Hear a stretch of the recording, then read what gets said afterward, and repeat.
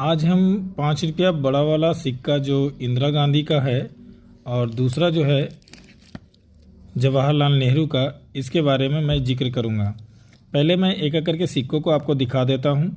ये जवाहरलाल नेहरू का जन्म शताब्दी जवाहरलाल नेहरू अंग्रेजी और हिंदी में लिखा हुआ है 1889 और नीचे बम्बई मिंट का आपको निशान दिख रहा होगा। दूसरा जो सिक्का है वो इंदिरा गांधी का है और अंग्रेजी और हिंदी में लिखा हुआ इंदिरा गांधी, बीच में इंदिरा गांधी का तस्वीर 1917 से लेकर 1984। ये मृत्यु और जन्म की तिथि रहती है। ये भी मुंबई मिंट का है। इसका फ्रंट साइज दोनों का एक ही जैसा आपको देखने में लगेगा, सेम रहता है। भारत इंडिया, इंडिया रुपया, कैपिटल अशोक स्तंभ और नीचे 7वीं ज्योति और 5 अंक में लिखा हुआ मिलेगा। उसी तरह जवाहरलाल नेहरू का भी आपको सिक्का देखने को मिलेगा।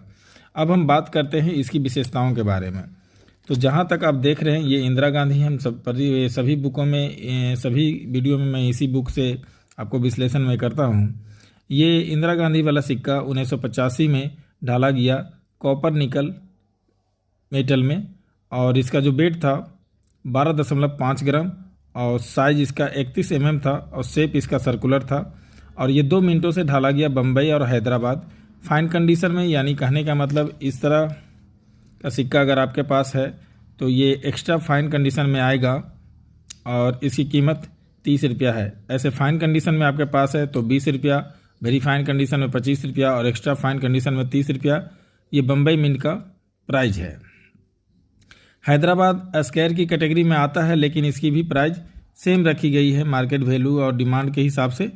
उसी तरह जवाहरलाल नेहरू की 1889 में ढाला गया, इंदिरा गांधी वाला 1885 में और जवाहरलाल नेहरू वाला 1889 ईस्वी में ढाला गया। इसका भी मेटल कॉपर निकल था। इसका भी वेट 12.5 ग्राम था और साइज इसका 31 mm और शेप सर्कुलर था और इसकी कीमत भी सेम ही है जब इंदिरा गांधी की तरह ही।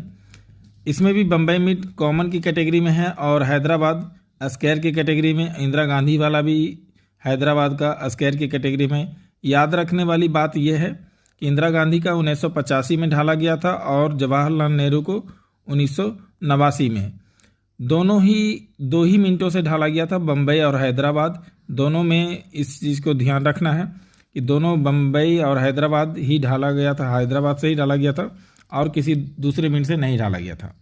तो इस तरह के आपको मैं अपने वीडियो में सही जानकारी मैं किसी भी सिक्कों के बारे में मैं देता हूं। अगर फिर भी आपको कोई सवाल हो तो कमेंट कर सकते हैं।